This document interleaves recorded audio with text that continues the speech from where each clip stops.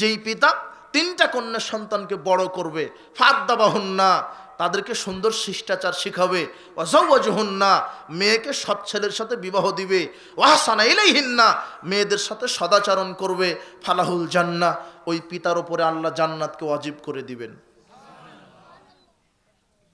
তার মানে আপনার মেয়ে জন্মগ্রহণ করলে তাকে আদব শিখিয়ে দিবেন। আদব মানে অজুটা শিখিয়ে দিবেন, গোসল করা শিখিয়ে দিবেন, 5 ওয়াক্ত সালাত কিভাবে আদায় করতে হয়, ফজরের পরে কোরআন তেলাওয়াত করতে বলবেন, ঘুমানোর পূর্বে কোরআন তেলাওয়াত করতে বলবেন, বলবেন আম্মু বিসমিল্লাহ বলে খাও, খাওয়া শেষ আলহামদুলিল্লাহ বলো, পেশাব পায়খানা প্রবেশের দোয়া বলো, পেশাব পায়খানা থেকে বের হওয়ার পরে দোয়া বলো, ঘুমানোর সময় ডান কাতে শও, ঘুমানোর দোয়া বলো, ঘুম থেকে ওঠার পরে দোয়া বলো, পিতামাতার খেদমত করো, বড়দেরকে সম্মান করো, মানুষকে সালাম দাও, গীবাত করো না, বেপরদায় চলো না, গান বাজনা শ্রবণ করো না। এইভাবে মেয়েকে শিষ্টাচার শিক্ষা দিবেন। কি শিক্ষা দিবেন? শিষ্টাচার। 2, সৎ ছেলের সাথে বিবাহ দিবেন।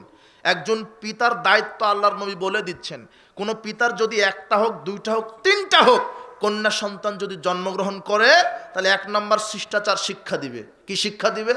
শিষ্টাচার। 2 নম্বর, সৎ ছেলের সাথে বিবাহ দিবে। কোন ছেলের সাথে? সৎ ছেলে। সৎ ছেলেকে, সৎ ছেলেকে যার চরিত্র ভালো।